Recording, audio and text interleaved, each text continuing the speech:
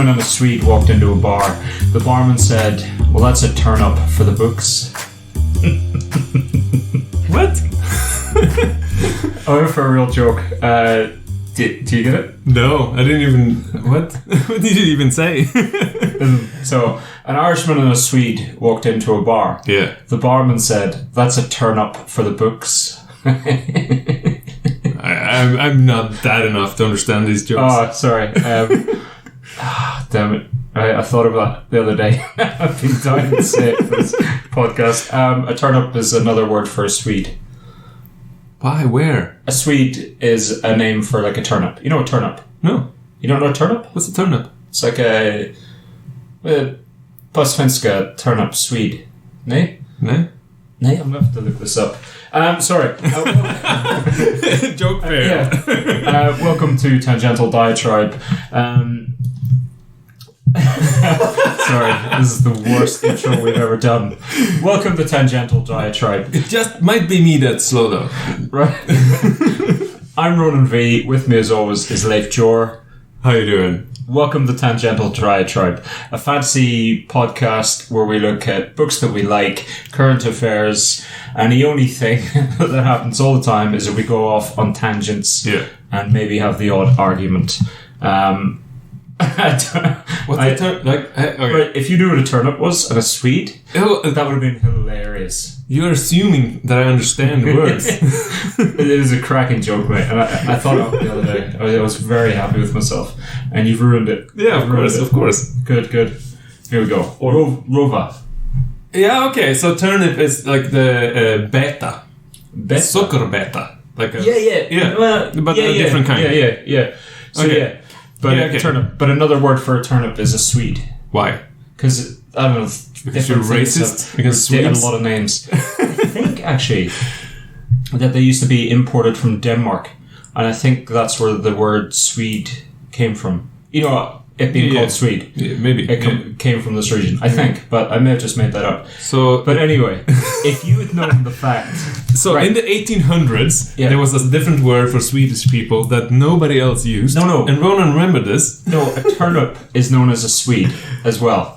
In English? Yeah, in English. Who uses that? Nobody. Don't know, man. It's a thing, right? So, bearing that in mind, let me say this again. An Irishman and a Swede walked into a bar. Yes. The barman said, "That's a turnip for the books." No, it's still not good, man. Alright, yeah. I thought, damn it, man. I thought that was a brilliant opening. No, just wasted 5 minutes laughing at the fact that... Like, what have you been reading? This is the reason why I don't play, I don't know, word games? Pictionary? Yeah, because I suck at these things. So if you say it to a sensible person, they would understand it. Yeah, I am going to try that joke again. Yes. Preferably on somebody English. I was very happy with myself, buddy. Made me briefly think I could be a comedian. And then I realised one joke does not a comedian make. Yes. You know, but... Yeah. Do you know, I used to work in marketing. I said this before. Yeah. I was once in a client meeting. Okay. Right? It was for, I can't remember, what did they do? I have a feeling that they were into oranges. Like navel oranges, like a specific type they had. And they sold them. Sold them. They're distributors or whatever. Okay. But they'd like to think of themselves as quite funky and like cool. Okay. So we were in a meeting with their marketing department. Yeah. And I can't remember... I think they wanted, like, we were pitching design ideas for, like, an ad campaign or something. I can barely remember. I remember I came up with two. Anyway, it sounds like the start of an 80s movie. Yeah, a little bit. So anyway, I walked in, and our office, and just the way our culture, where I was working, you dressed very well, like suits and tie, and, you know, it was very... that. Yeah. But we came into this meeting, right? So there's three of us. I was business development executive, and one of the designers, and somebody else. Yeah. Doesn't matter, but we're all suited in. We come in, they're all wearing jeans and t-shirts and, you know, looking like gamers, if anything else. Yeah. But this is the marketing department. And the marketing manager said to me, you know, at the beginning of the meeting, he was like, I'm not sure if this is a good fit. And I was like, why not? And he was like, well, look at you guys and look at us. That's the dumbest thing I ever heard. Why would you say that? I said to him, you know, Oh God, what did I say to him? It was some of this. I said something like, the clothes do not make who I am. No, and they might have an awesome product. Maybe that's the best orange ever. I wish I could remember more of it. We came up with an idea for two little orange characters. Okay. I can remember, and it was a whole ad campaign based on that. It was crazy. I was making a campaign for them. Yeah. I learned too much information about oranges. Yeah, of course. Yeah, I wish I could remember the name. Sounds like a fun job. That aspect was, I quite like meeting clients and things, but yeah. I always remember that he took against us just because of the way we were dressed. And we weren't dressed badly, it was just, I understood it. Yeah. You want something a little bit young and hip. Yeah, of course. But surely you want people as well who take it seriously and can tie a tie. Yeah, and also the clothes does not make factor into the actual ad campaign. Yeah. Maybe you have the best ideas, who knows? Yeah, I don't know. Oh, we did get work with them. Yeah. We're not on the ad campaign. I think we did, what did we do? I think we did media. We sold a service which was basically we go through all the media for you. Okay. Yeah. Print media and things and find out what's working. I can't remember. It was like media analysis or something. I can't remember. But we did get that. But that sounds like a 90s scheme though. It does. I will fix a web page for you. Yeah. $500,000. Let's go. Yeah. I always remember that job. I remember one day I went in and the managing director, the general manager, it was the managing director, called me in his office. Really nice guy.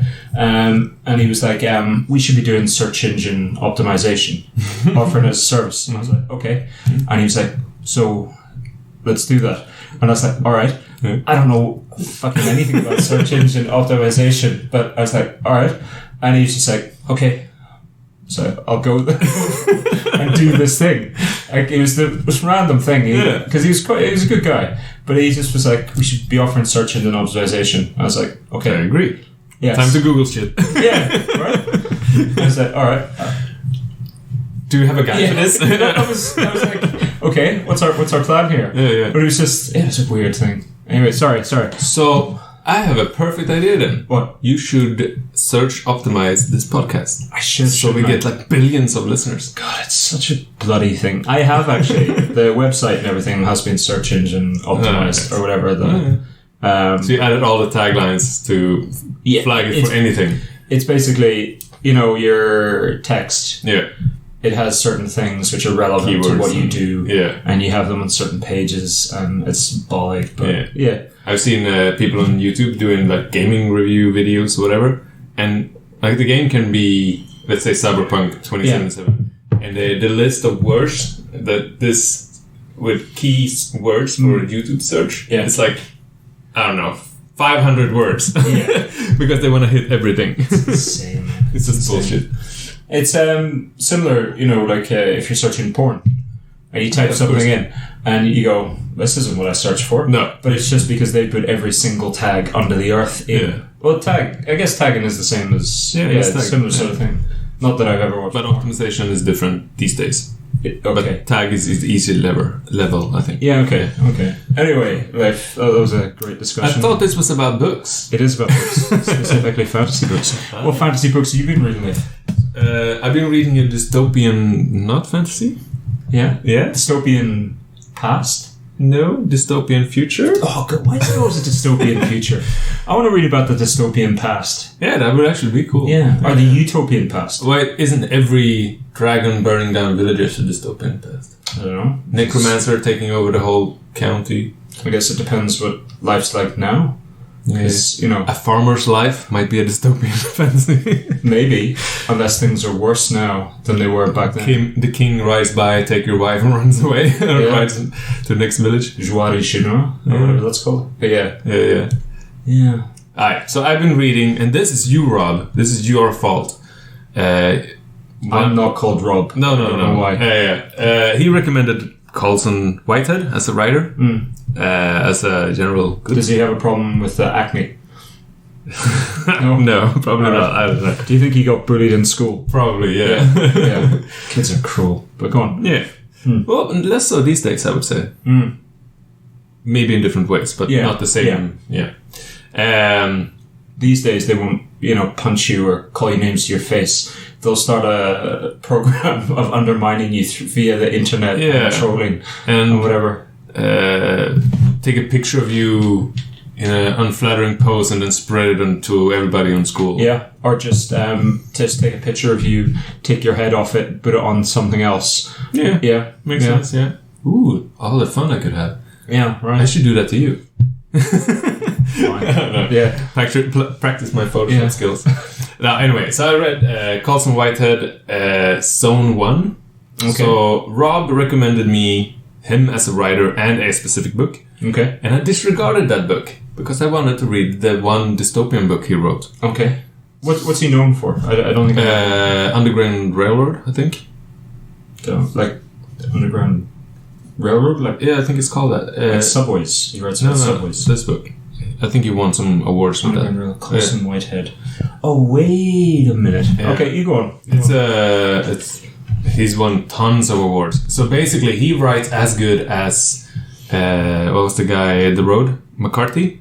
He writes in the same level like him almost. Yeah. And what's the other guy? It's called the guy with the Italian sounding name. Also, really, really good writer. That one Italian guy. Yeah, okay. I can find his name. Umberto Eco. Umberto Eco. Yeah. So all of those three people are really good writers. Yeah. Very flowery in their descriptions and language, and it's very nice. Problem with this book is, so I read Zone 1, which is a zombie apocalyptic thing, and the descriptions of people's experience in when the zombies hit, and before and after, right? Problem is, he describes it beautifully with very many interesting versions of the day of it happening, but you don't care about the characters at all. At all. So the book is so pointless. Yeah, if there was something that pulled me along with the characters, it would have been a 4 or 5 star for me. But as it is now, it's like barely a 3. It's so sad because I love anything dystopian, and especially if it's well sourced, right? So, but yeah, would I recommend it to somebody? Yeah. Would I recommend everything else you've written? Probably. Have you read everything else he's written? No, but I'm gonna read more of it. I have. So the Underground Railroad is on my shelf. I bought it for Julia, my wife, and I've been meaning to read it myself. And then he wrote The Nickel Boys, and I think that's been made into a movie or something. I don't know. Wait a minute, he looks so familiar. I have a feeling I may have read The Underground Railroad. Yeah. For like school. Yeah, probably. It's a very hyped book. It's either that or he looks like a female author. What? I don't. I think. Okay, so would you recommend it to me? This book? I wouldn't recommend to anybody because it's not the whole book is not well done. Okay. Sadly. But I can tell that he's a good writer. It feels like reading a Cormac McCarthy book, but it just lacked that one piece, right? Yeah. That's it? That's all I've been reading lately, I think. It's very short review. I know, because I'm not happy with it. Yeah, okay. Like, if I were happy with it, it would have been another story. Sometimes I think it's better if you're in a book that you don't really like. Why? Because, you get irate, as long as there's passion there. I have finite lives. Yeah. I'm not a cat. Yeah. So I base what I got, 50 more books in me before I die or something. Okay, maybe more. I read 50 this year. I was going to say. Something you're not telling me. Yeah, no. Yeah. Okay, a couple of 100 books before I die. Right, okay. Anything that excites some sort of passion. Yeah. Like the worst thing in the world is apathy. Yeah. Or just like... So, for instance, I would say this. Because he's such a good writer, I want to finish the book. Sure. Like, otherwise I would have quit. Right. But it's not... It's still lacking the character. Like it's readable, but just not the characterization. If the character was there, it's really good. That's a shame. Yeah. How about you? Have you been reading anything? I'll tell you what I've been reading, buddy. I finished Rhythm of War. Okay. By the one that you Brandon Sanderson. I didn't hate it, mate. And I said you would never read Sanderson again, and he should burn in hell, something like that. But do appreciate the fact that we record this podcast. So you saying these lies about me, I can just go check. Our listeners can just go check. You can say these slurs. No, I clearly heard this. Yeah. Okay. Yeah. Again, I remember I could just check it, and I didn't. I said it was boring, but very readable. He's a great craftsman. Okay. I'll say this. So the book is, I don't know, say 600 pages. It's a long book. It's 580 pages of setup. Yeah. For 20 pages of punchline or reveal. That sounds like the 90s Stephen King. Okay. Jesus. I'm not a big Stephen King fan. We won't get into it. It was like 800 pages of bullshit and then 200 pages of awesome. So. But no, the whole book, it reads really well. Okay. As I said, a lot of it is you're stuck in one room and she's messing around with fabrials and talking about how light affects whatever, like the magic system. You don't need to explain the magic system and how it works in the science. Fabrial. What's a fabrial? Alright, I still don't really know.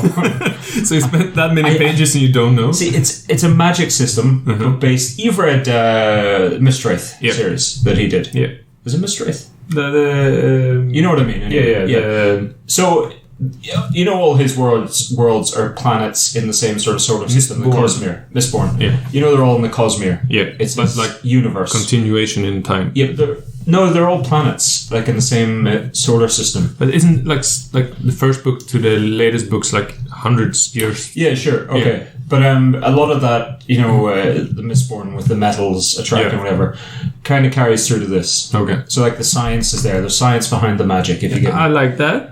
See, I like that. But yeah, you just need to tell me a little bit, and it's okay, and that's fine. Then go do something with it. That's cool, But this, you're stuck in a room with Navriel for a long time, and all of this, and Kaladin, the guy, the main protagonist or whatever. Yeah. He's PTSD, so he's kind of out of it. But it's almost worth it for the last 20 minutes. I fell asleep during this book more than I have in any book I've ever read. But then the last, I'd say, 100 pages, I started reading them like maybe midnight. Okay. No, it was later than that.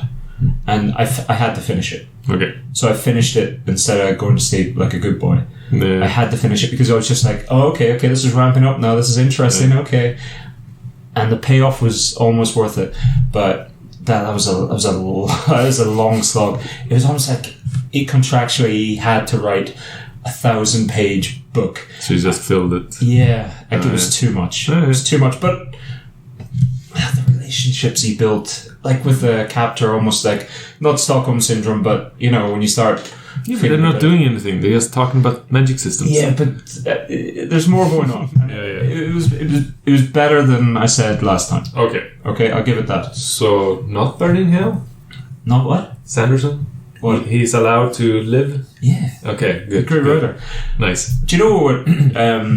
I think I am... when you read a lot of one author. Yep. And you kind of get to that point where you're like... It's not that they're writing the same book, but they're using the same sort of techniques. And you can recognize style. Yeah. And he's quite quippy, Sanderson. Almost like Josh Whedon-esque. Okay, yeah. That kind of quippiness and sort of light-hearted, serious tones, but light-hearted because there's always a character who has quips and jokes and things. Yeah, but that makes the book good. It did, but I think I'm getting a bit turned by it. Okay, you know? I want more seriousness. Yeah, I can see that. And I appreciate... But he's not a grimdark writer in the same way. He's not, but I mean, I appreciate you need the light-heartedness because then it makes the dark-heartedness more extreme. You need both sides of the spectrum, but I think I'm getting a bit tired of Sanderson. That's harsh. I never thought that would happen, but yeah. But also, he's written more books than most in like... Yeah, he's crazy. Yeah. He's crazy prolific. So if you keep up with all of them, then Yeah. Good book, though. Good book. And of course I'll read the next one. I want to see where this goes. Yeah. I also read another book. Which one? If you're interested. I've totally forgotten what it is. Oh, it was so good. Yeah. I forgot everything about it, but it was so good. I've just forgotten the title. Who's your man who did... I've forgotten the other. That didn't help me at all. Altered Carbon. Richard K. Morgan? Yeah. Yeah, Richard K. Morgan. Okay. So this is his... oh, goodness me, what's the title? I had it written down and I can't find it. Does he have another series? Richard K. Market Forces. Oh, yeah, okay. Yeah. So Market Forces by Richard K. Morgan. I've read Altered Carbon years ago, and I really liked it. And I've read his fantasy stuff, which I think is wonderful. So last week, or whatever, I said I'd read a sci-fi book. Okay. And I was like, I remember... This is the one you're going to recommend for me, then? Oh, no. So, I was like... I've read Altered Carbon, and I remember I liked it, and I know I like this author, so I'll pick something else he's done. Okay. And so I picked Market Forces. That seems silly. Do you know, similar to what you just said, amazing writer. So you can read it all day. Okay. But story-wise, it's so tropey, man. It's basically... It's capitalism taken to the nth degree. Yeah. It's that tropey Thatcher-esque UK. You know, that V for Vendetta, Children of Man did. Yeah. You know, where people are in cages and it's like Thatcherism taken to the nth degree. I kind of like that. That's a dystopian thing. Right? Yeah, very much so. Yeah. So it's basically about that. And the whole premise is that there's an executive called Chris who... Basically, they have car battles. Executives. I hate it now. They drive against each other. But it's kind of a small part, but it's a part of it. They drive against each other and try and knock the other one off the road and kill them. Okay. And one of the things is, if you drive against somebody, you better bring me plastic, and there better be blood on it. Plastic is like their tag, you know. I still hate it. It's very well written, and it's a small part of it. Yeah. And he's very good. He's very good, Richard K. Morgan. But it's just... It's not his best? No, it felt very simplistic. Chris is a good character. He wants to get out, but then he kind of falls in love with the danger and whatnot. Yeah. And, yeah. So it's the Fast and Furious space version? No, like, the cars part of it is... it's a small part of it. Basically, it's very good. The cars came out because there was multiple recessions, and they found that they had, say, 8 executives for 7 jobs. Okay. So it turned out like, so the way they would say is you get to the office first. Okay. So the person who got there last, you're sacked, sort of thing. So they started racing to get there, and that's all it was. The fastest car to get there. And then one day somebody rammed somebody else off the road. They died, and they went, that's a new precedent. I like to hear that. Okay. You got the job. Why didn't you say that? That sounds interesting. It's good. It's good. It's all about Chris, and he kind of wanted to get out. Okay. You know, because he's not a bad guy. The reason why he got into it is a spoiler, so I won't tell you. But he didn't get in it to make money, but now he's kind of fallen in love with the lifestyle. But he kind of wants out. His wife wants him out, and he's changing because before he's working for a smaller firm. Sounds like a good book. Yeah, it's a good book. So before he's working for a small firm, and as the book begins, he's just being headhunted by this bigger firm who are more ruthless, more about the bottom line. And it's basically businesses control the world. I should probably read this before Cyberpunk on Thursday. Yeah, absolutely. So corporations rule the world. Governments are still there, but they're kind of... It's very funny because this guy's obviously been to Scandinavia. Because they get... Like Tromsø gets a mention, Copenhagen, Christiana gets a mention. They all get mentions because his wife is from Tromsø. And of course Scandinavia... It hasn't gone the capitalist route. No, of course not. We're better than that. No, they're still socialists and whatever, and they look down their nose. And it's a very funny thing because it kind of mirrors the way things are. Yeah. But it's just capitalism gone to the nth degree. Yeah, and that's it. It's a good book. I'd recommend it to you. I'd probably recommend it. I think it's very readable. It's a lot easier than I remember his writing to be. Yeah, I don't remember his writing to be hard. But a little bit more dense. Like Altered Carbon is like a pretty hard sci-fi. Whereas this is sci-fi, but it's not even sci-fi. It just takes place in the future, sort of. Yeah. That's it. I can look for sci-fi, I don't know why. When I look for sci-fi books, I kind of... the blurb have to grab me with a cool idea. Yeah.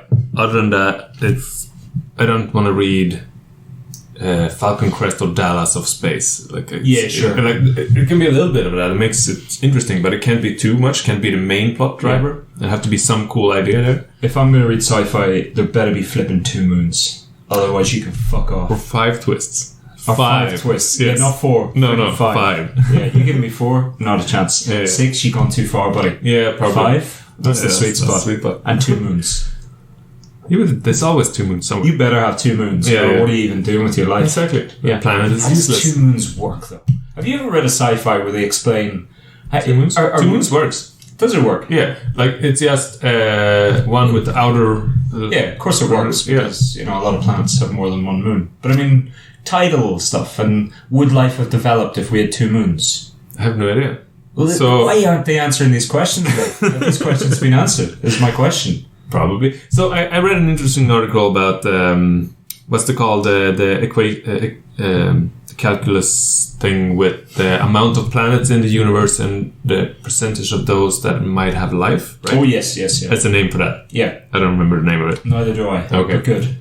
No use of you at all. That's the thing you should know. Yeah. Anyway, the Fermi paradox. No. Fermi is the one where it's there should be life. Okay, yeah, that's probably it then. Yeah. I read a paper that said that that's probably very wrong because they accounted... That has been debunked. Yeah, so they came up to there should be like thousands of planets with life. And then this latest thing was like, out of all of those planets, probably like 10 has life. Yeah. Like, because there was something about the composition of the planet. So if you look at it at the multi-spectrum... Oh, they have water, they have iron, they have whatever.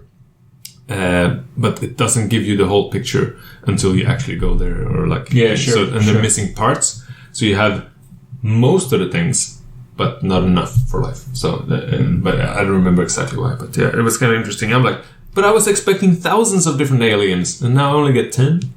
What's that? Yeah. Why? But not just 10, like the universe is pretty big. Like. No, but out of the...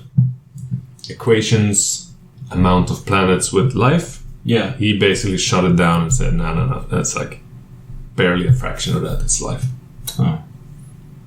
Boo. Yeah. Unless it's like fungus and it doesn't count. Isn't that so disappointing? Like the first life we find is going to be a microbe, isn't it? It's just going to be like, that's the thing, like we're going to get a huge headline that's going to go, life on Mars, and then there's going to be it's a fungus on a rock, and nobody's going to care. And then the next headline is going to be, better life in water. It's like, it's a slug. We don't care. Can you give us an alien? Mate, if they find a slug-like thing, I'll be over the moon. I'm talking, what they're going to find is a bacteria. Yeah, probably. Yeah. Or protein. And then like 50 of those headlines, and nobody's going to even look at it. Not even fund it at all. If they find a slug-like creature... The sluggy-like creature is still going to kill us. You know that? I don't know nothing about the slug-like creature. I'm just saying, if they find a slug-like creature, I'll lose my shit. Ooh, can you have it as a pet? Okay, I might buy the slug. Yeah, okay. Give me a space slug. Yeah, I'll take a space slug. Yeah, no. But it's going to be a bacteria. Mm-hmm. That's what it's going to be. Or a fungus. Or a fungus. Yeah. Did you read the latest thing with the body temperature? Oh, yeah, fungus. That it's a fungus. Sorry. Yeah, what? And the fungus that kills you. Yeah. On planet Earth now. What? Yeah, so it used to be that we had a higher body temperature. Yeah. And over the hundreds of years it's gone down, but very incrementally. Chill the fuck out. Yeah. But it's 0.1 over the last 50 years or something right there. But so whenever we get an infection or something in a foreign body, we get a fever, and the fever spikes, and then it kills whatever the immune system, and the fever helps kill the intruder in the body, right? Sure. Yes. Your science sounds correct. Yeah, I'm overly simplifying. Let me look this up. Yeah. Your science. So point. Across the planet, one in Siberia, one in Brazil, and I think it was Canada, 3 people died of the same fungus entering their body at about the same time. Not related, no contact at all. Okay. And the reason they died was that the fungus, who's never ever been able to enter the body and then not get killed by a fever, is now able to survive in the body and kill the host. But that's 3 people, right? Yes, There's but imagine another 50 years and the fungus is gonna rule this planet. No, but I love your leap there. Yeah. No, but for me it's so mind-blowing that a thing that we had a safety net for ages, all of a sudden is starting to get... It's 3 people. Right. Yeah, but still. It's 3 people out of 7. Like, I imagine if you looked at it, out of 7 billion people, there are people being killed by weird shit all the time. Of course. Yeah. But then the fucking zombie fungus. Yeah. That's the thing. Yeah. That's how you get how they get into my mind, and that's the thing. So the zombie fungus hijacks their host and make them climb a tree and then poop up through the brain and then and then spread the spores again. Is this what happened to the 3 people? No, this is what happened to the snails. Yeah, but this isn't what happened to birds and larvae and stuff. But this isn't what happened to the 3 people. No, they just died. But come on, fungus. Can you see this beautiful, beautiful scientific leap I'm doing now? Yeah. Where this zombie fungus does what the other fungus did, and all of a sudden we're all zombies. Good. So, but the fungus that killed the 3 people isn't the zombie fungus. No, it's not even related. It's a huge... not even related. No, it's not even close. But still, the possibility is there for zombies. Your science holds up there. Yeah, definitely. 100% holds up. Can you tell I'm a scientist? Ish. Anyway, all I'm saying is, if I'm going to read a sci-fi book, you got to give me 2 moons. How many moons is 2 moons? How many moons is 2 moons? Maybe 2. How many moons is 2 many moons? You're clearly a scientist too. Yeah. How many moons is too many moons? I don't think the moons matter at all. No? No. Okay. Interesting. Because I think 2 is a good number. Sometimes 3, because that shit looks cool on a poster. 3 moons, 1. If we're lucky, a meteorite might hit our moon and make it into 2 or more. But what does that do to us? The tides. Yeah, we'd be fucked. Would we be fucked? Yeah. But surely... That one sci-fi book I read had that too. Where the meteor rain killed everybody on the planet Earth. Yeah. Okay. So, topic of this week. Oh, topics? Yeah. Are we doing topics? Is this a new thing? Yeah. So we are. We're going to do 100 greatest fantasy books. I don't think I can fit 100 even. Yeah, maybe. Let's not, right off the bat just go, can't do it. No. Yeah, that's I the got podcast. 5. Yeah. I've never read more than 5 fantasy books. I don't know nothing. We asked ourselves the question, could we come up with 100 greatest fantasy books of all time? Yes. No. No. Right, we start small. Today we're going to look at, we're going to set out the parameters and look at some shoo-ins, we think. Okay. Shoo-ins. And argue about the rules, because the whole premise of the 100 books is ridiculous. It is. Yeah. Here's my thinking, right? So we look at authors instead, because authors that should be in there. Yeah. And then you pick their best book. Yeah, and you can only nominate each author once. Yeah, I'm going to write this down. Right. So I have a... 1 book or limited series per author. Didn't we do this last podcast? No, but we just said this. We're writing it down. 1 book or limited series per author, yeah? Yep. 1900s. Author. Yep. 1900s to present. Yep. Yep. And then the criteria was a lot of different things. Fantasy, no young adult. Yeah. We're agreed on that. Yeah. Yeah? I'm sure we'll argue about what is adult and young adult fantasy. Yeah, and also before the genre of young adult changed, because it used to be just a book. Yeah. But yeah, absolutely. So it's pure fantasy. Yep. Any genre, subgenre within fantasy. I did not add China Melvin because Melville. I can pronounce, but you just said Melville. Melville. Okay, you can't. No. Yeah. Because the new weird genre is basically just a good story, maybe some fantastic elements. Right. Okay. Well, I think... But he's such a good writer that you should read. Okay. Anyway. I think what'll happen there is we'll get to it and then we'll have to argue about the definition of what fantasy is. Yeah, probably. I guess. Yeah. But yeah. Okay. That's it. But then here's where it gets a bit tricky. Because then I don't think we should look at what's number 1, what's number 2. No, I right agree. now. But we like these. But yeah. I think we do eventually. We need a scoring system. I can't do that. Of course you can. No. Of course you can. Why? Because why not? It's I don't believe in numbers. It's just a feeling. Okay. Okay. So that's it. Yeah. Maybe we'll come to scoring and like actually ranking them. Yeah. Eventually. That's gonna be a fist fight though. That's why Legend is like an 85. But that's why you need a scoring system. I'm not even dignifying. That's why you need a scoring system. Okay. Okay. So hit me with a name. Any name from my list. But no, like a shoe-in. I tell you what, hit me with a name that you don't think I'm going to argue with. Okay, Robin Hood. Yeah, I agree with Robin Hood. Yeah. Okay. Hit me with another name. Brent Weeks. Yeah, okay. Scott Lynch. Yeah, I agree. R.R. Martin.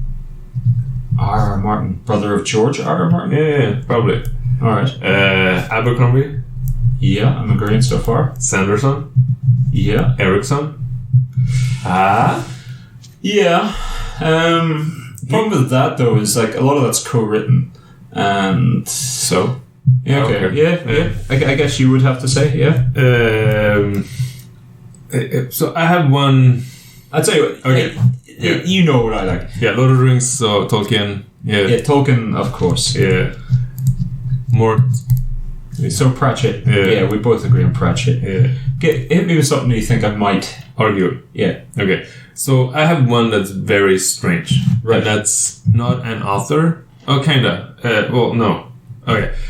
I put D&D as a category. Sure. Okay. Because it's all of Dragonlance. It's all of Forgotten Realm. Yeah. It even add Gary Gygax's books. Yeah. Sure. Because he created Dungeons and Dragons and founded TSR as a company. And I read those books and I loved them, and it made me read more fantasy. That's almost the problem, because I mean, but that's why we can put limited series or series in one book. But I don't think those are the best books ever. None of those books would appear. But I think for me, as a collection, you would have to put them in. Not only that, it's 300 books in one series and 250 books in the other series. Yeah. And there's so many characters. Drizzt. But wouldn't you just go with the original trilogy? Yeah, maybe. The War of the Twins? I'm talking about the... Is it the War of the Twins? Dragons of Autumn War and stuff like that. Yeah. But it's... the body of work, the amount of writers, what it did for fantasy in the 90s and 2000s and stuff like that. I think it has to be either as a collective. I don't necessarily disagree. What I would say is you would have to pick the most popular or the best and have that stand for the series. Drizzt or Dragonlance. Dragonlance. Yeah, probably. I think it's the most I think famous. it's sold the most. Yeah, maybe. But I agree, like that isn't. But I think part of this isn't. It's not that it's the best book, because part of it is the impact. Yeah, and also there's a preference. Like, this is what I read for probably years. I read almost all of those 300 books on one series. I think you got to try and be as objective as possible. No, this is my top. Yeah, you've got to try and be a little bit objective. Like Dragonlance, I don't think any of those books are the best books ever. No. But I think as a collective and the impact they had on the world. Yeah? Yeah. I think 100% they have to be in there. Especially due to Dungeons & Dragons, like the whole discussion with, oh no, you play role-playing games? Are you a murderer? Are you a Satanist? No, you should go to church. You should not waste your time playing these silly games with satanic elements in them. Like, that was a whole discussion in the 80s and 90s from parents all over the world. And like, I had an actual friend of mine, her mom, were like, no, my daughter cannot play role-playing games because that's like evil. I'm like, what? So it's like the hard rock debate, and then now it's computer games debate. Yeah. It's like, oh, you killed a person online? You're gonna go out and shoot 10 people now? Yeah. I'm like, what? No? So, yeah. I think they did a lot for society, too. Okay. I even had the cool kids in my class come, oh, I heard you play role-playing games. Can we play? When that discussion took place, because they want to be part of that. Oh, okay. It's like, oh, it's dangerous now. And as you're going, it's really not. Yeah. So I had to impromptu do a Dungeon Master session with like 10 people that never played before, because they were like, oh, this is exciting now. Yeah. It's a good memory though, but yeah, it was cool. Weird times. So yeah, we agree on Dragonlance, I think. Yeah. There's got to be something to represent. Ursula Le Guin. Yeah, can't get away from it. No. Moorcock. Elric series. Like the same thing there. It's the 90s, 80s, maybe even 70s, some of the books. Yeah. I did not write the Conan books because I did not like them personally. I didn't like him personally, but that was a whole genre, and like he's one of those guys that Elric and Conan, they were like neck and neck. off. Yeah, you have to kind of have them, I think. Yeah, I think you do. Yeah. I think you do. And what else? Anne McCaffrey. Yeah, one of those people that's just there. Yeah. Name of the Wind. So Rothfuss. Yeah, you can't get away from him. No, he's too good. Yeah. Especially the first book, but after that, Yeah. Feast. Yeah. Legend.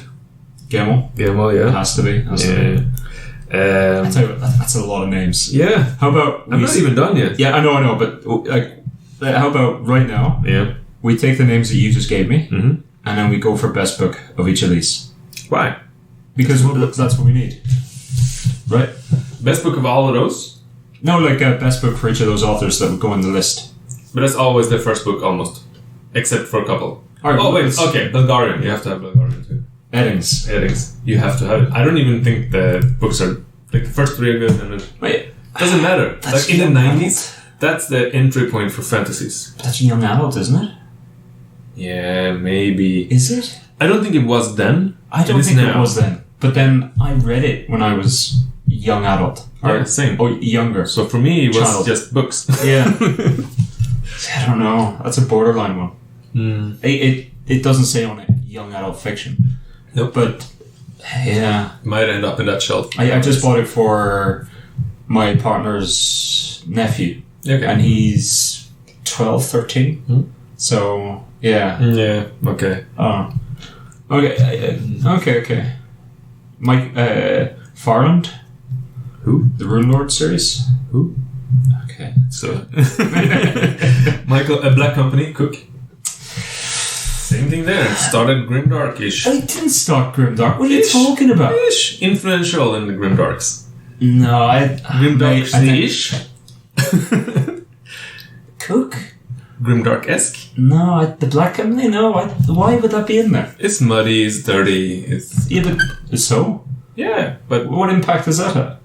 They're not even good books. I like the first three. I think. Right. Yeah. But no. Dresden Files. Oh. He made a category of fantasy into a widely popular category. Sure. Jim Butcher, yeah. Mm-hmm.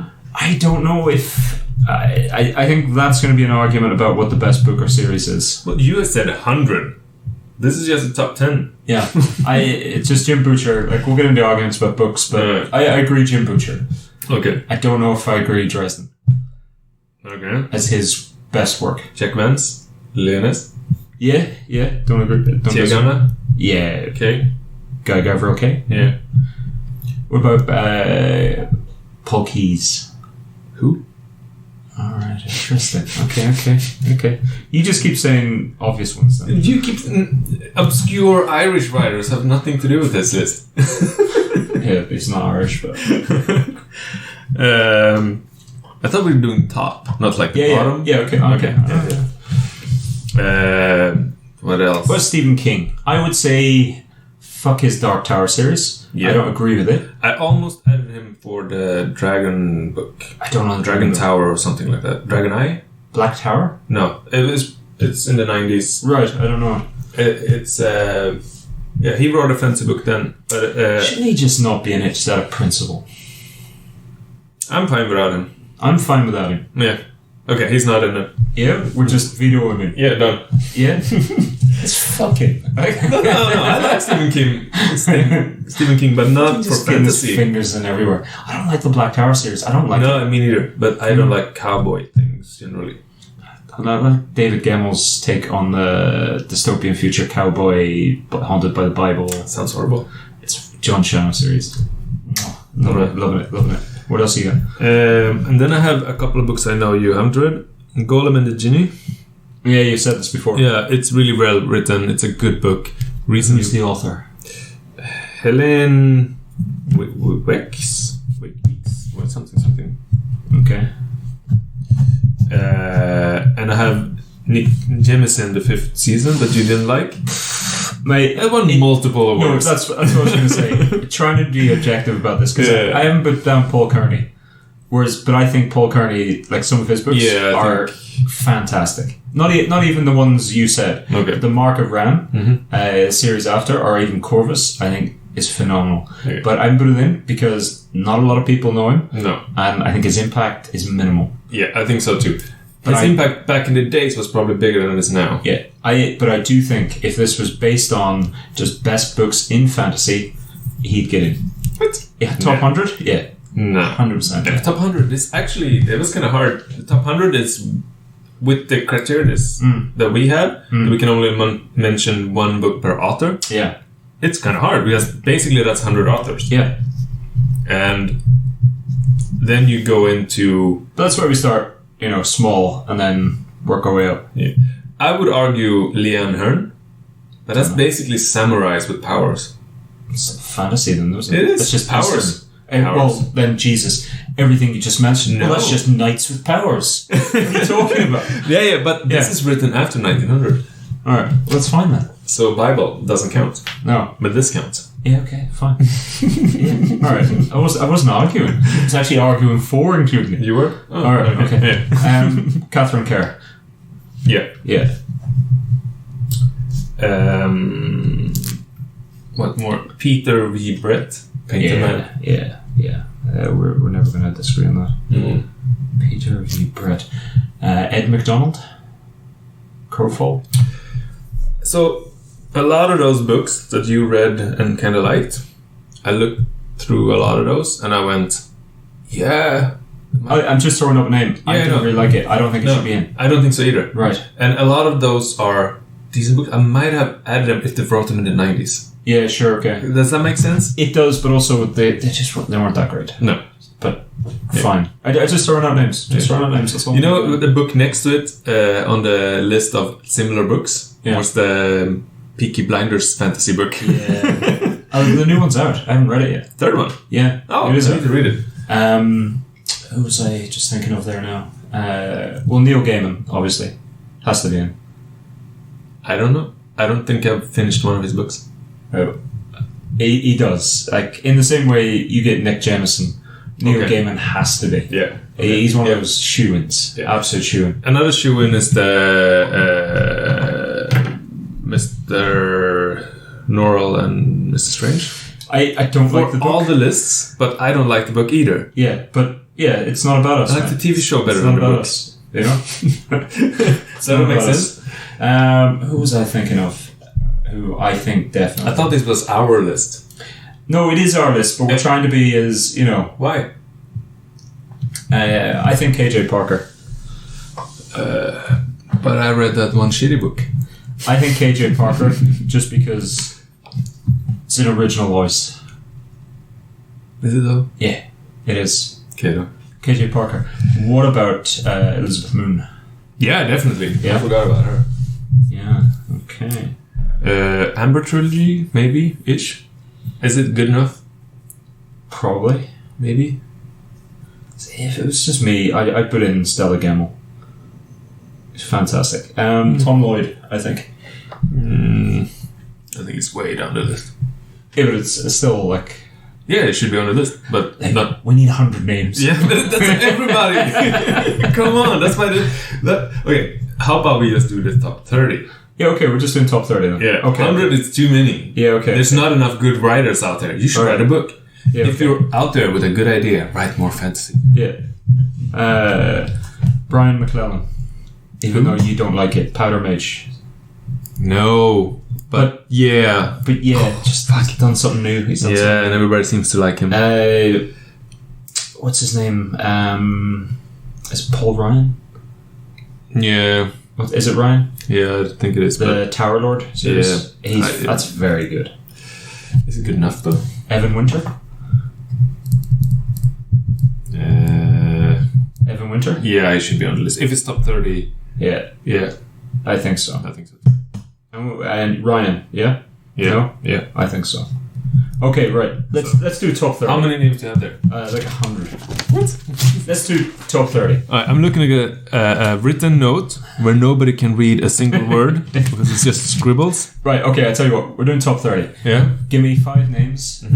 5 authors that you think deserve to be... Let's start with top 10. Okay. But it's not necessarily the top 10. No. Also, I don't want to go one, this is the top. I want to go like, top 10 is basically all of these are... Shoe-ins. Yeah. It should be that good. I don't care if it's 1 or 5. So give me 5.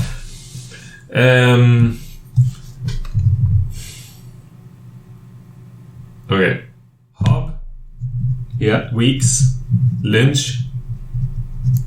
Yeah. Tolkien. Yeah.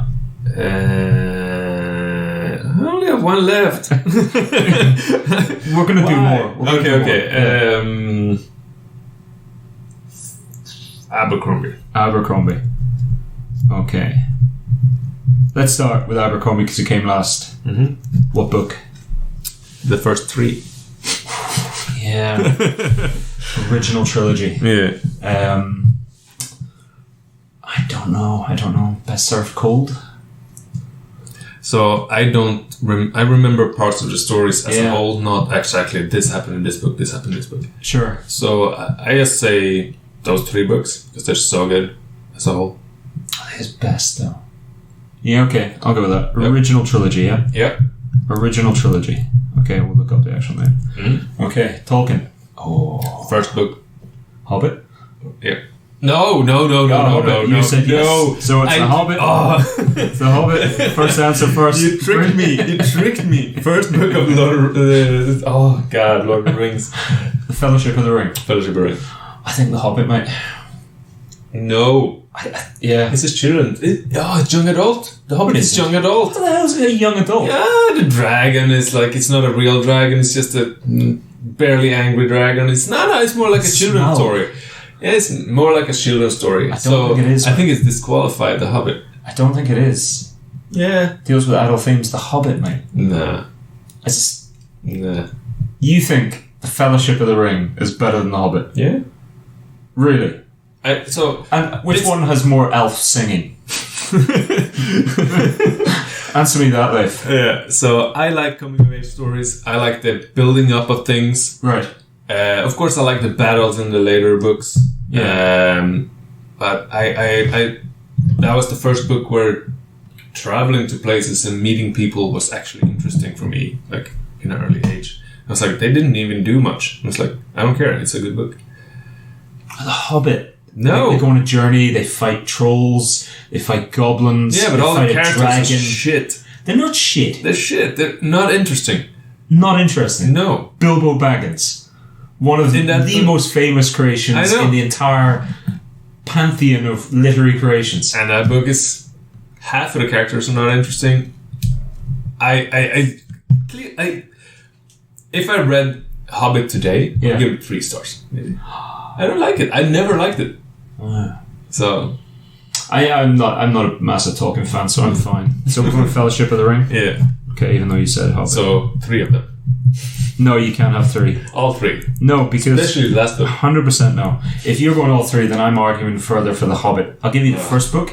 I won't give you all 3. The third book is shit. And it's not even fully written by Tolkien, so you can't have it. Multiple writers didn't matter. It does matter. No, you said that about that other book. No, but that's a different sort of thing. Okay. Yeah, okay. Okay, Scott Lynch. Wait, what different kind of thing? I don't know. Yeah, Scott Lynch. It's not a completed series, so you can't have the series. The first book. Same there, coming of age, creating the characters. Yeah, but the sequel, definitely not the third book. No. But the sequel, because they do so much flashbacks, it's almost they're all coming of age because so many flashbacks. That was on the boats. No, that's the third. Yeah, no, it's the second one. The second it's on the boats. Yeah. No, first one. Red Skies Under the Sea, yeah. Red Skies Under Red Seas. I don't know. Yeah. Yeah. No, first book. For me, at least, because I like...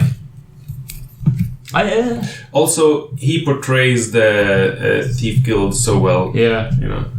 The Lies of Loch Lomora. We're going for Scotland. I'm not going to disagree, but I think the second one is almost equally as good. The third one, no. No. Okay, Brent Weeks. Assassin's Trilogy. Yeah? Yeah. I don't think the Color Mages books are... Maybe they are better. But the magic system ruins it a little bit for me. You think? Yeah, it's cool. Yeah. It's awesome, but he goes too far with it. So I God level, becomes a bit much, and that ruins a little bit for me. Same as this, the last book with the battle. I'm like, I don't even care anymore. Kind of book finish. But they were awesome books. Yeah, I wholeheartedly recommend them for people. But Assassin's Trilogy is just easy, awesome read. I don't think I've ever read at that pace since those books. Done. Next. Where's the next? Do you know a good thing about the Assassin's Trilogy? What is it called? The Assassin's Trilogy? Assassin's Apprentice is the first one? No, I don't think so. But no, that's a hub. Yeah. The thing I love about it is whenever you go on feeds for like greatest characters or who would win in a fight, Durzo always comes up. Durzo Blind. No, I mean he comes up in these threads all the time. So that means he has cultural relevance. He's always one of those characters. I don't disagree, mate. I'm looking forward. We need to disagree on something. Maybe I think Hope maybe. Brent Weeks' original trilogy. Yeah. Okay, it's interesting. Was he gonna say Rainwild trilogies or some bullshit? No. Assassin's Apprentice, but I might agree that he becomes better further in. She. Yeah, whatever. She. Writer. Okay. Which is your favorite book then? I'm not sure. I love the original trilogy, obviously. Yeah. I think I really do like the Rainwilds. Oh, I know. Come on. I know. I like the idea with the ships. Yeah, but I love ships. There's too much going on, like it's called rivers and stuff. So you're saying the Farseer trilogy? Yep. I really liked her. What was it she did with the Vikings coming back and forth? No, she did this Soldier Son trilogy. Was amazing until the final book. So that's the then. I'm just looking at it. So I think the Fitz and the Fool trilogy is better. It depends how you're grading it. I think they're better books. Yeah, well, did they grab you? Are they as memorable? Yeah, worthy. The final. I don't know, mate. Definitely not the Rainwilds trilogy or whatever book, because that was where they're just trying to get the dragons up the thing. I didn't really. I wasn't a big fan. The Live Ship Traders, though, I like that expansion of the world. That story was bloody brilliant. Even going through those 5, I think we. I didn't even mention Robert Jordan. God damn it. Yeah. The Farseer trilogy, though, I think. Yeah, you pick whatever. I like the original trilogy. Yeah. Okay. Might as well. Like, I'd rather recommend on a list like this. I'd rather recommend a good entry point too, right? I think that should be a valid point. Okay. All right. I'm going to give you 5. Neil Gaiman. Okay. Brandon Sanderson. Okay.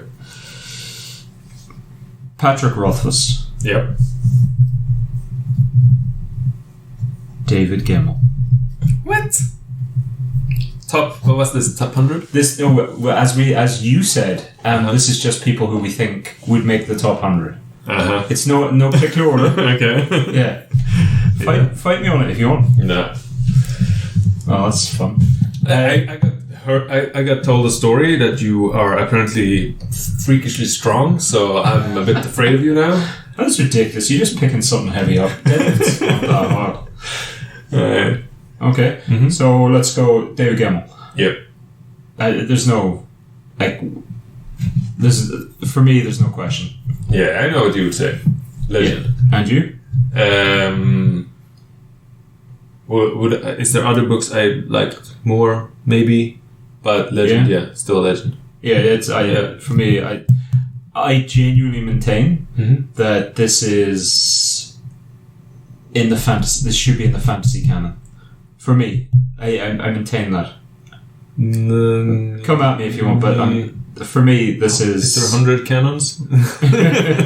For me, I genuinely, with all my heart, believe this. Okay, next up, Patrick Rothfuss. Yeah, it's the first book. Nothing else. Name of the Wind. Yeah. Yeah, we eat because the second book. Yeah. There's a. Do you think he will ever write a book as good as the first book?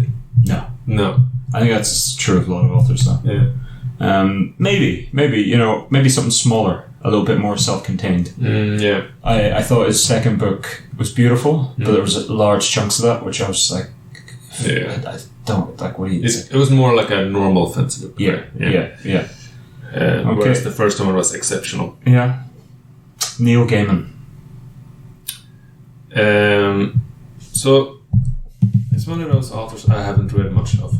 Okay. Like at all, almost. And well, if you're sticking away from young adult or children's, I think there's three choices really: Anansi Boys, American Gods, or Neverwhere.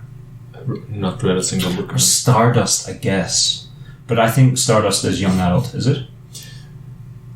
So yeah, maybe because of the movie that's young adult. Yeah. But it's not though, because some horrific stuff happens in it. It's almost like Brothers Grimm. I've not read a single book of him. Which is amazing to me, actually. Yeah, it is amazing. Yeah. Such a good writer.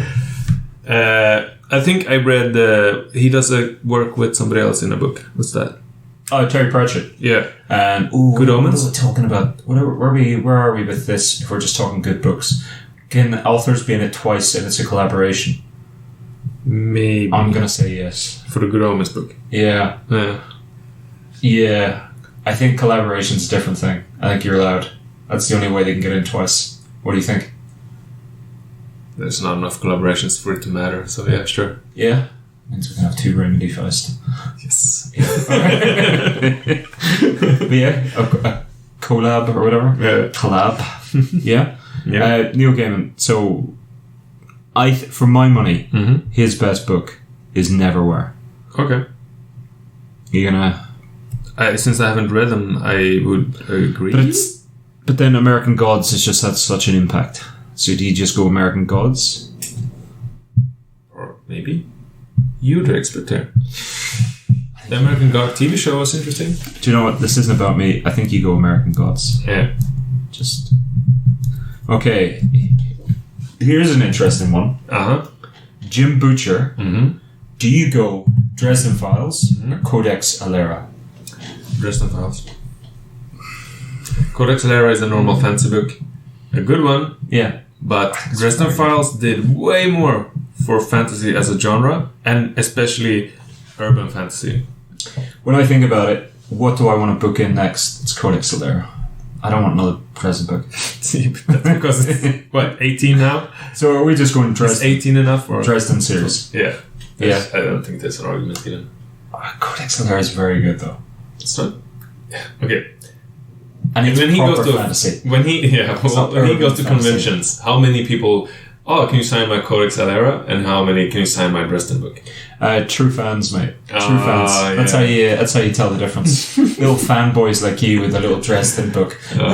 Please, sir, can you sign my full moon book? And I don't even like autographs, but yeah, sure. And then proper fans coming in and going, Mr. Butcher, Codex Alera, if you could sign it. And he looks at you and he goes, No. He looks at you and says, "Oh, why do you have this creepy voice? Can you step to the back? Guards, can get him." No. please, Mr. Butcher, sir, can you sign my full moon book? Yeah, that's a normal fan. And then he looks at you and goes, yep, fine, yep. Yeah. And he sighs. That's how he makes all his millions. And then somebody comes up, Mr. Butcher, sir,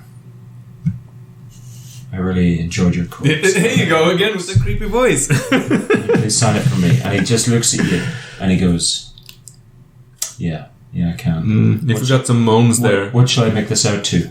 A true fan?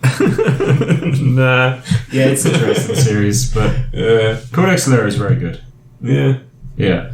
Oh, who did the bloody thing with the cat? The Windless? Was it Jim Butcher? It was Jim Butcher. He went on and did I didn't like that. Yeah, it was horrendous. Yeah. The cat was shit. I didn't like the airspace flying nautical thing. Yeah. Yeah.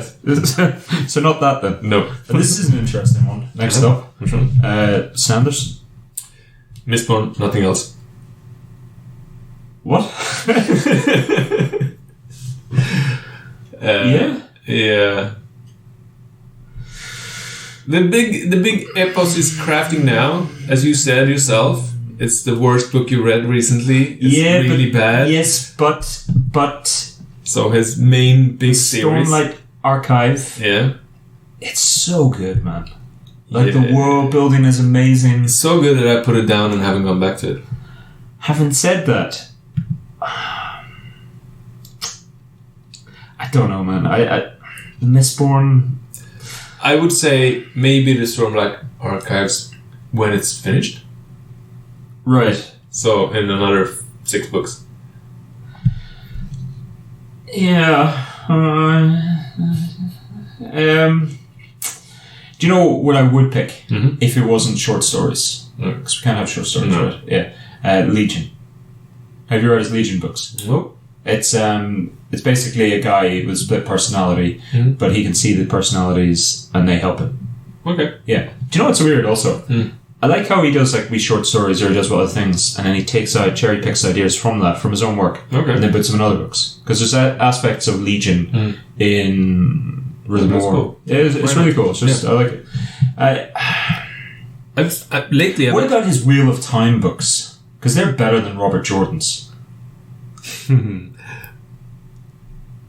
What? They are like. Yeah, but does it count when you finish another guy's series? Because Robert Jordan should be on this list.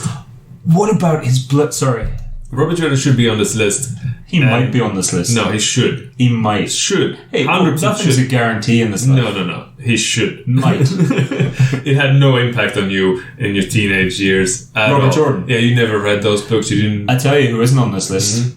Terry Brooks. Yeah. Yeah. Rip-off merchant. No, thank you. What about the Reckoners series? His superhero stuff? No.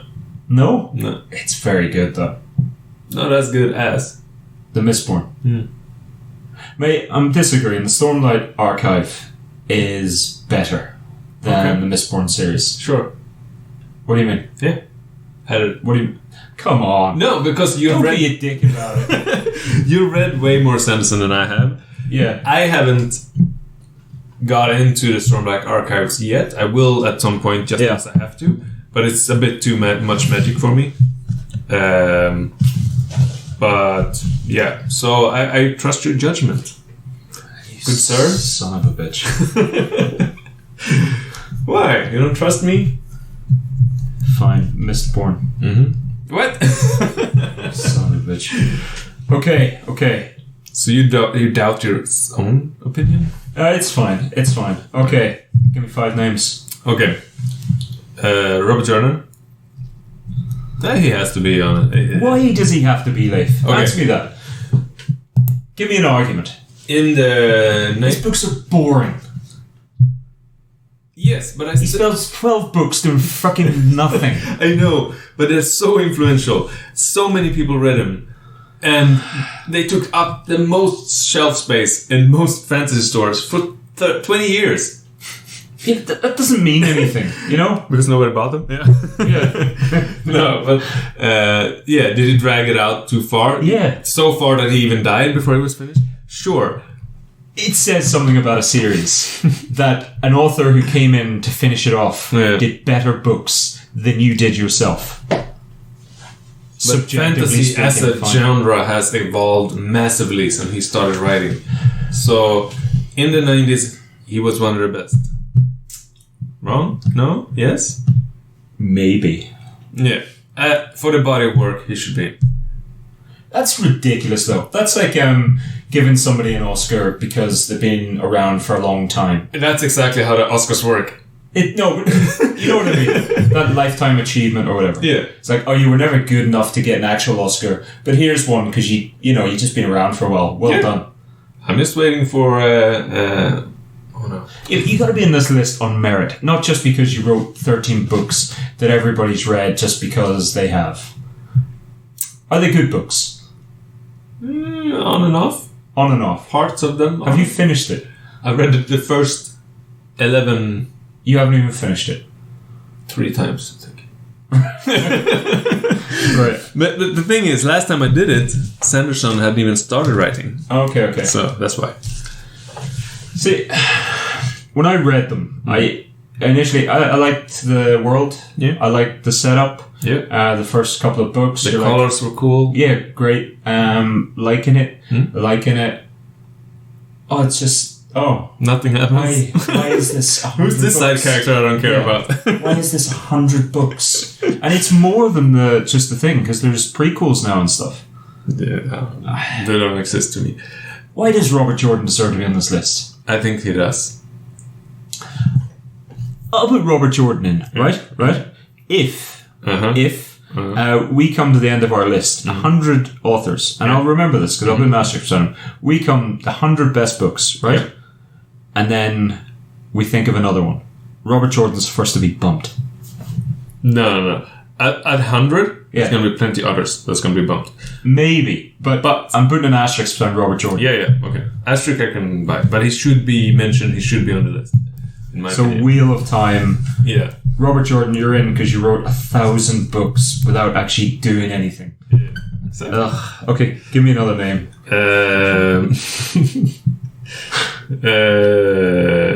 Okay, Erickson. Same thing there. 100 books. Body of work. Who did he write that with? Or who wrote the other ones in the same world? Who's the guy? Don't know. Yeah. The Malazan series. Yeah, Malazan series. Yeah. Which, what are we talking about? Original? I think, so further in there's better books. I don't know. They're all weird. They're not connected enough. And his writing style is annoying because he jumps and then, this 5 books later, the one character come back that you liked. Okay, I'm nodding. I don't disagree with Erickson, but I feel like Erickson is almost like the Robert Jordan thing. Yeah. It's like that's why because you did a big... answer. Oh, okay, thank you. And you're putting that in because I don't mind the Malazan series as much as I mind the Wheel of Time series. Yeah. So you're being a bit of a dick there. Exactly. Double dickery for you. Alright, okay. So, Erickson, Malazan series. Yeah. Who else you got? Earthsea. Le Guin, yeah. I gotta tell you, one of those where I read them when I was a lot younger and I can't remember anything, so... It's just in every list. And so Earthsea? Yeah, it's... should be. Okay. Fritz Lieber, again, this is on you. Mm-hmm. I don't disagree because even I, not knowing Fritz Lieber, sort of. Yeah. So, he's impacted. Yeah. And a lot of other authors... reference him. Yeah. Tolkien-esque in that fact. So what book? The first Thief books. I think we need to be a little bit more exact. Okay. Because Wheel of Time I understand because basically it's the same book 13 times. Yeah. But I think we shouldn't try not to go beyond the trilogy. Okay. You know what I mean? Yeah. So he wrote... because like the Malazan series, there's trilogies within that. There's prequels, there's sequels. Like, it's a lot of books. Yeah. So my problem is this: I will never remember which book I like the most. Yeah. So I'm basically going the Fafard and Grey Mousers, the 3 first books, and that's it. So original trilogy. Yeah. Far, Swords and Devilry and Swords Against Death and something else. For me, it was... I didn't even like Fafard as much as a character, but Grey Mouser, it's king. Okay. And one more?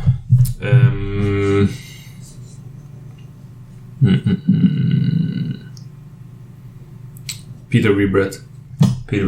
Yeah. And it's a pretty recent author. Yeah. Again, that's... Painted Man. Painted Man. It's 5 or 6 books. Yeah, I was going to say 5 or 6 books. But it drops off. So I like the first 3 is... I hated how the series ended. Yeah, same. I hated it. It's too much. Painted Man, though. What's the sequels? Hollow Man? Yeah. Hollow Man? I like that better. You did? I did. Sure. Just expand a little bit. But Painted Man, there's no... I even love that magic system. Yeah. Painted Man. Yeah. I'm not going to disagree with that. I'm not a huge magic system guy, but I love that. Okay. Right. You ready for 5 names? Mm-hmm. Go Feist. Yep. Feist 1 or Feist 2. I'll go Kerr. Catherine Kerr. Yeah. I'll go Pratchett. Okay. I'll go George R.R. Martin. Who? Yeah. R.R. Martin. Ah. Yeah, that's probably him. Yeah. And I will go Guy Gavriel K, just because... You have to be in. Yeah, we'll start with Guy Gavriel K. It's Tigana, yeah? Yeah. It's Tigana, because I don't like a lot of his other books. I like the series with the brothers.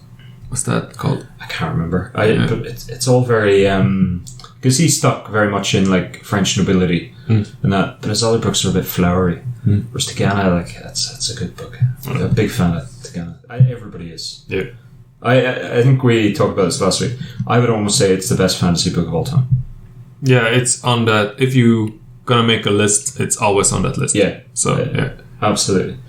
Okay, George R.R. Martin. Mm-hmm. Game of Thrones, is it? Yeah. That series. Yeah. But which one? Because it's not finished. Do you guys go A Song of Ice and Fire? Sorry. I think the earlier books. Yeah. Okay, you just go with Game of Thrones. Yeah. Game of Thrones. Yeah, I think the first one a lot more happens. Game of Thrones. Yeah, he also has a book where nothing happens. Here's an interesting one, and we talked about this earlier. Pratchett. Yep. I would say Mort, because even if you have a friend who's never reading fantasy, he might have read Mort, because it's such a well-known book for everybody, and it's such a fun thing as a teenager. You go, I read this book about death, and his apprentice, and it's freaking awesome. Against that, I would say 2 books. Guards, personal favorite. I think it's best, and the one that really comes up against that, The Color of Magic, Rincewind. Yeah, I think you read those after Mort. You get introduced to him with Mort almost. I don't know, man. I don't know. Unless you're already into fantasy and then... in that sense. But if you're talking... Because there's other criteria.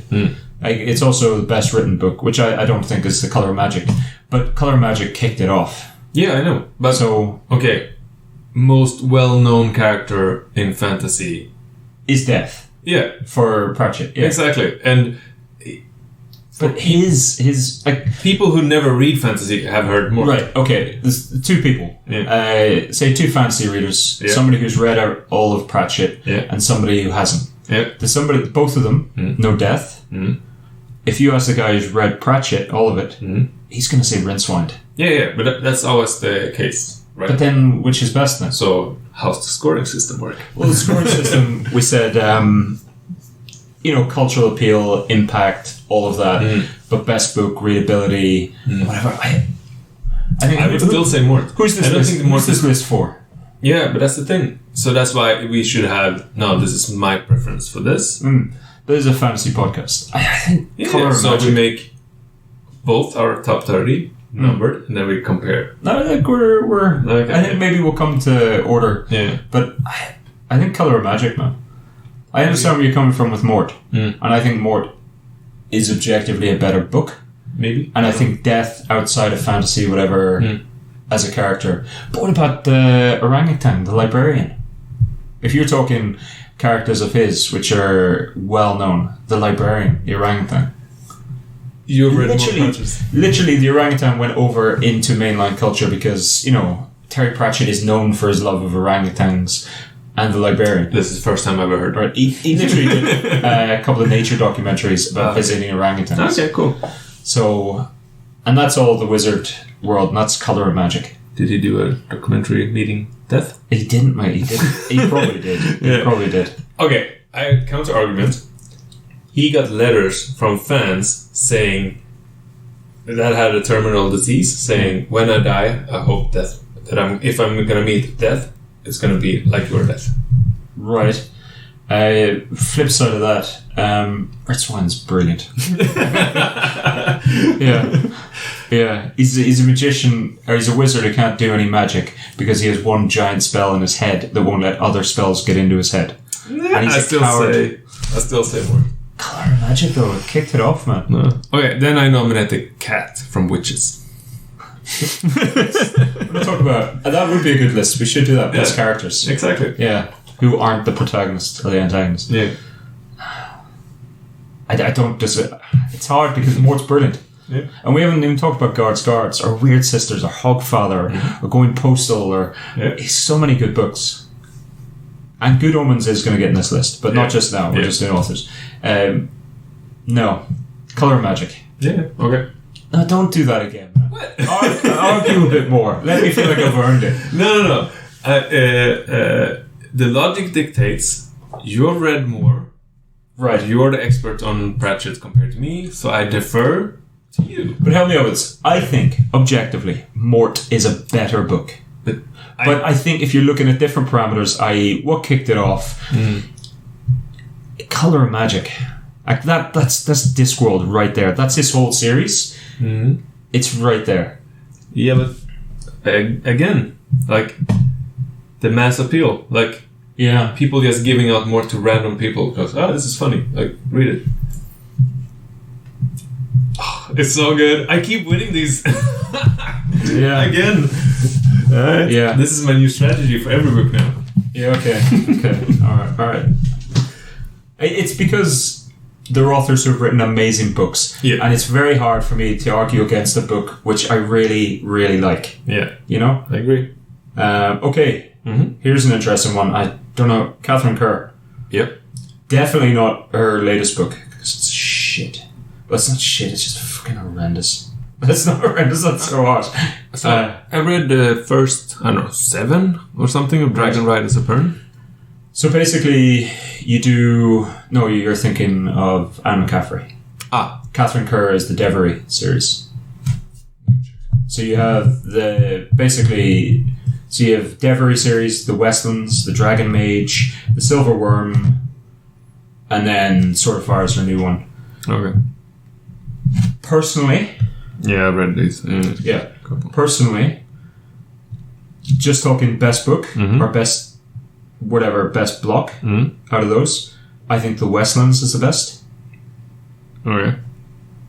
But Devery, the original quintuplet or whatever, or quintuplet, that's 5, isn't it? This is it's hard for me. I know I read multiple of these in the 90s. I don't remember anything. How did we remember books at all before Goodreads? Or before Goodreads. I can recognize the covers. Yeah. I know I read some of them. I don't know where I quit. Yeah. Okay. So that's all you. I'm going to go with the Westlands. Okay. Which was the second... What's bloody... Trilogy... What's 4? The Dragon Revenant? Quadrology? Quadrology? No. Quintuple? Quintuple? That's what I said, but quintuple's 5, isn't it? Yeah. No? So it's 4. Penta is 5. Alright. Quintuple then? Yeah. Okay, the first quintuple. What? But I think the second one, the Westlands, I think that's the best series. Okay. That's where I'm with it. Okay, interesting one.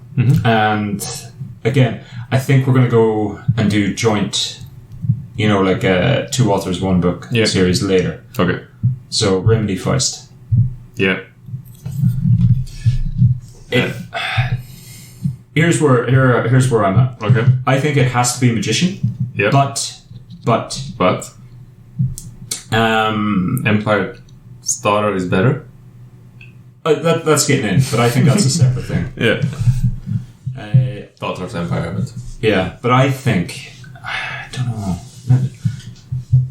know. Give me a second. Can you speak for a second? Yeah. Okay. So technically, is The Magician a young adult book? No. That's what? Yeah. I have to say, like, when I reread that recently, it felt like no, it doesn't. Like a Dragonlance book. But isn't that just... It doesn't... No, but that's because it's based on a thing, but no. What are you talking about?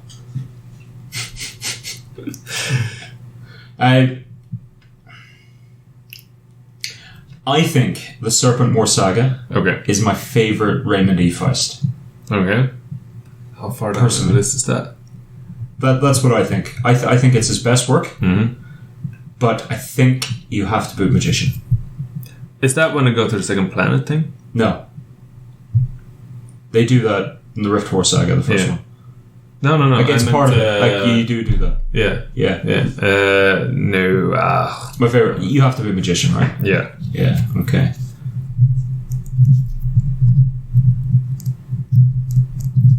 Leif, we are at 20 books. And we're an hour and 25 minutes in this. Should we try and do 30? Yeah, let's go. Yeah? Okay. Shall I go through what we have so far? So we have Hobb, Farseer Trilogy, Weeks, the original trilogy, Lynch, Lies of Loch Lamora, Tolkien, Fellowship of the Ring, Abercrombie, original trilogy, Sanderson, Mistborn, Jim Butcher, Dresden series, Neil Gaiman, American Gods, Patrick Rothfuss, The Name of the Wind, David Gemmell, Legend, Robert Jordan, Wheel of Time, Erickson. I think we need to come back to Erickson, and you need to give me a book or a trilogy, because the Malazan series is too big. There's different blocks. Yeah. Okay. Le Guin, Earthsea, Fritz Leiber, Farfar and Greymouse, Peter V. Brett, Painted Man, Feist, Magician, Care, the Westland series, Pratchett, Mort, George R. R. Martin, A Game of Thrones, Guy Gavroche, Tigana. Yeah? Yeah. Okay.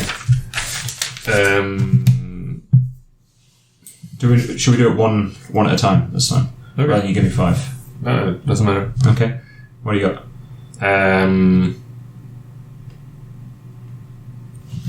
Lyonesse, Jack Vance. Jack Vance, Lyonesse. It's been so long since I read that. But again, he's similar to who were we talking about before? Fritz Leiber. Yeah. In that people always reference him, and yeah. But so that's a 3-book series, and same there. The first trilogy.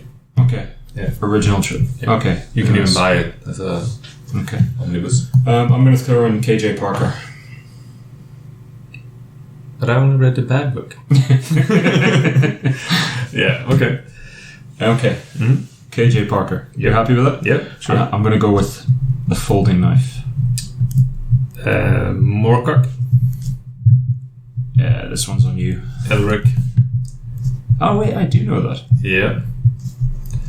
You can't say 80s fantasy without Elric, basically. Okay. So it's Elric and Conan, rulers of their day. Yeah. Kinda.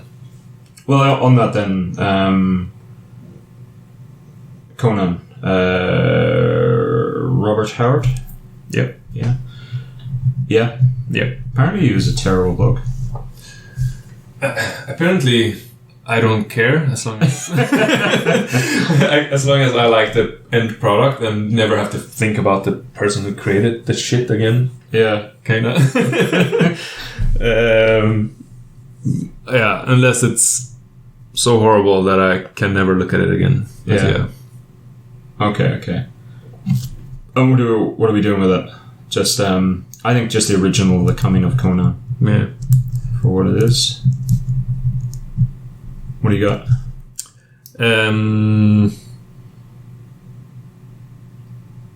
I have Dragonlance then.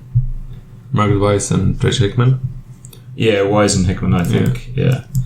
And Hickman.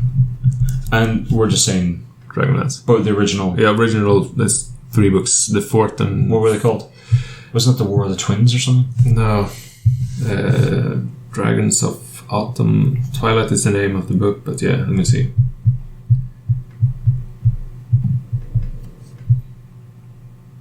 Dragonlance Chronicles. Yeah? Yeah. So it was one of the books called The War of the Twins or something. Yeah. That's Time of the Twins and War of the Twins and yeah. But that's these books. No, that's... But I think that's the one that should be there. No. Why? Those are like book 9 and Yeah, but if 12. you're going to pick something to wrote, so that's the one that people know. No. Yeah. No, the Dragons of Autumn Twilight that starts the whole... What's it called? The Dragonlance Chronicles? Yeah. And it's the first 3 books, and then number 4 and something comes way later. So it's like 10 years later in development for the okay. remake or something. Not remake, it's a remake of the Dungeons & Dragons role-playing game. Okay. So 3rd, 4th or something. I'm going to say Tom Lloyd. Okay. I feel like we're missing one or two, like obvious. Really big ones. Yeah, I think so too. It feels like I'm missing. That's why I said Robert Jordan, because he's one of those, right? Yeah. I'm going to say Tom Lloyd. Yeah. What do I go though? What do I go? I think it's just got to be Twilight Rain. I think. Even though... Remember, I think we were talking about this. I like those two sort of standalone, almost detective ones. But I think Twilight Rain has to be. Right. N.K. Jemisin? I genuinely think, and thank you for the gift. I'll never buy you a book ever again. I think they're shit. I really do. I hated those books. It's too sci-fi for you? Maybe. I really hated it. I genuinely disliked those books. But again, thank you for the gift. Yeah, sure. Yeah, you piece of shit. Yeah. I can't stress this enough. I do not think they're good. I don't understand why they keep winning awards. I don't like. I think we've had this conversation. If I don't like something, I can still see value in it. Yeah, people can. Yeah. Like, I don't like coffee, but I know good coffee. Yeah, that kind of thing. Well, yeah, but at the same time, maybe I can't appreciate it to the same level. Yeah, and you might not recognize the nuances because you haven't had enough coffee, right? So maybe this is edging too much on the sci-fi thing, which you know and like some, but you're not into the nuances in the same way. Maybe. I just don't think they're good books. But he's a good writer. I don't think so. Why? I really... World building. I think it's a shit world. Mate, I'm not joking. I genuinely do not think... I don't understand why he won awards for these. Okay. I don't know, man. The mind boggles. I don't think they're good. Okay. I don't think he's a good writer. I don't like his world. I don't like his characters. But you mentioned how many other bad writers? No. Yeah. Alright, sure. Yeah. No, but I think he should still be on this list. You say that. Fine. You know him better than I do. And he has won awards. And people do know his name. Yep. I just can't understand it. Okay. You like it? Yeah. I don't understand it. The world building is awesome. It's a different idea. It's blending of ideas and the idea is good. It's a blending of ideas. Yeah, I know. I heard myself say that. But so, for instance, the world that he builds is not to my liking, but he made it. He explained it well enough so that I thought it was good. You don't like that, though. You don't like the godlike powers these people have. You hate that type of thing. Yeah, that's the thing. Even though there's a lot of elements that I generally don't like, I still appreciate this. I don't think it's well written. So I don't appreciate Sanderson's magic systems at all, almost. I still like his books. Right. Brandon Sanderson, Yeah. I pretty much like everything he does. He's a good writer.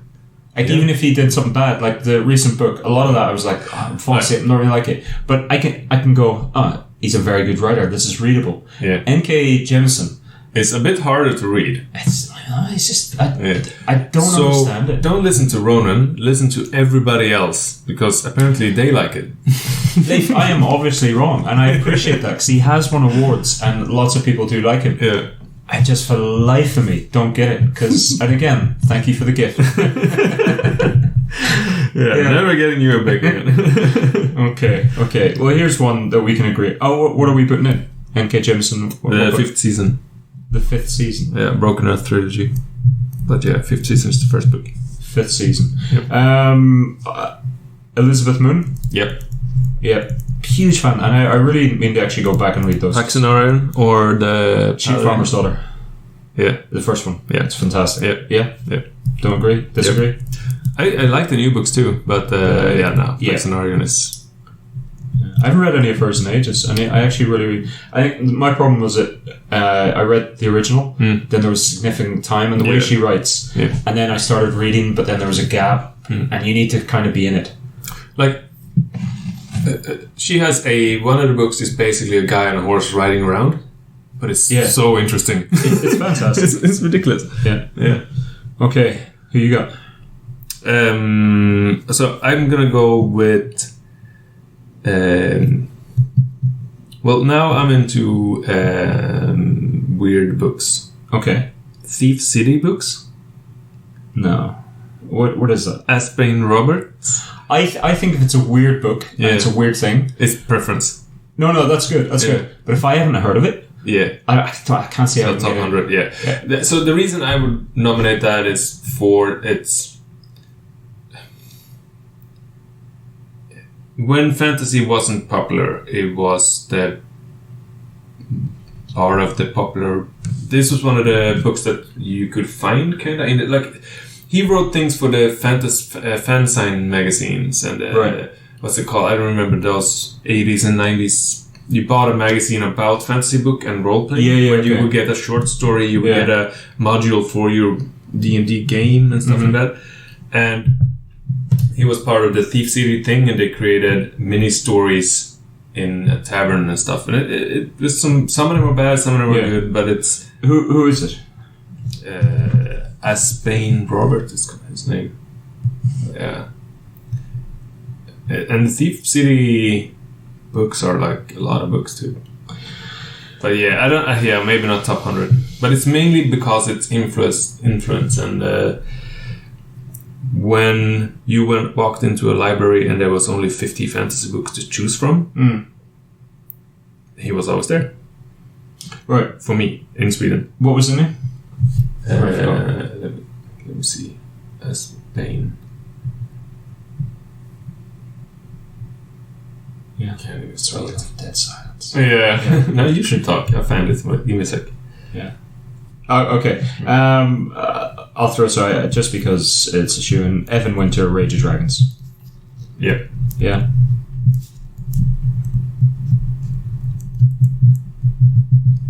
It's weird because I'm pretty sure when we went through the time list, we had a problem with Evan Winter. Yeah.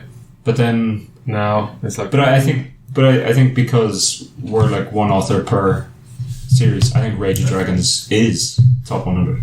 That first book, yeah. Yeah. I'm going to strike my husband. I genuinely think if we haven't both heard of something, then I change that to Gary Gygax. Who? The creator of Dungeons and Dragons. You've already got Dragonlance. You can't chew... Yeah, but he wrote books too. No, that's fine. Mm-hmm. Are any of his books worthy of being in the top 100? Gore the Rogue. No, genuinely. Because I think you get one. You get Dragonlance. Or you get Leanne Hearn. Done. Who's Leanne Hearn? The Over the Nightingale Floor is the series. Oh, right. Yeah. Ninja fantasy. Yeah. So, there's... What's the book? Over the Nightingale Floor. That's the first book, I think. Or Over Hearn something. Let me see. Heron, I mean.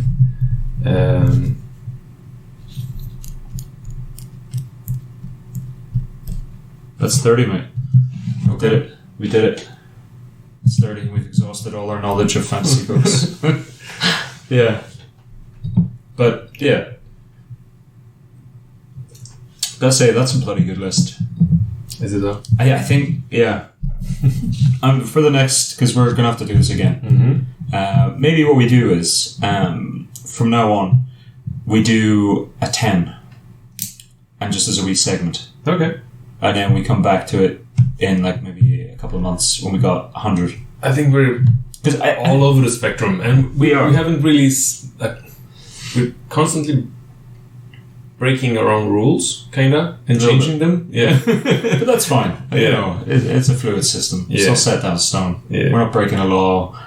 You know, but I think this will evolve. Yeah, definitely. Names are going to drop off. Yeah. Names are going to come in. Yeah, and I think we should limit the amount, and maybe do your top 20, my top 20, and then do the... But we have 30, which we roughly top 30 agree then. Right, yeah. So, but I think, okay, how about for the next podcast, we come back with 5 each. That is what? Just who we think... More to the list. Yeah, more to the list. Yeah. Yeah, that's easy. Because like, there's people I know of who... Names I can't remember. Because it just escapes me, but I know I want on this list. Okay. Yeah? Because there's a lot of early 90s fantasy, which some of those... Amber is from the 90s. Yeah. Like who did the Mists of Avalon series? Yeah, she should be in. Who's and the T.H. White with the other thing. What's that called? The Arthurian. Yeah. I tell you what, this is why people come to listen to this podcast. That thing with the thing. It's the sheer knowledge. Yeah. You know? Alright, now I'm gonna have to look up T.H. White. That's fine. While he's doing that, I think we're going to call it a day. The Once and Future King. Oh, yeah. But that's more than 100 years old. Is it? Yeah. Yeah. Published date, 1987. Yeah. No, it's 288 editions. Yeah. Let me see. That's based on, or rewritten, whatever, but that's very old. It's written... No. Yeah. Published date 1988. But that's based on... Sword and Stone? I'm sure that's based on some really old... Anyway. Oh, wait. White moved to Ireland and... No, I think it's... Yeah. Oh, okay. It's in the 1900s at least. Okay. Thanks Moses for the theme music, but he hasn't really done anything for us recently, so I think we're gonna stop thanking him. Why? What? Alright, shoot. Or no, we won't. Thanks. Mail us and tell us your list. Top 30? Don't. Mail us and just one book that you think has to be on here that we haven't mentioned already. Yeah, okay. One book. Okay. That's all you get. Mail us. Alright? And if I never heard of it, I promise to read it. Oh shit! No. Yes. Only if it's good. He said it. You can email us at tangentialdiatribe@gmail.com. All right. There's other things, we have Patreon and things, but just shoot us we email. Why don't you? If you have time. If you don't have time, you must be very busy. 'Cause it does not take that long to do an email. Or they wasted all the time listening to this beautiful podcast. But you could. Two things at once. You can listen and do an email. When you hear these voices, you have to focus. Good. As always, I've been Ronan V. With me, as always, has been... Leif. Who? Yeah, bye-bye. Sorry, I normally say Leif. Yeah. Anyway, goodbye from me. Thank you for today. Alright, goodbye. Good luck.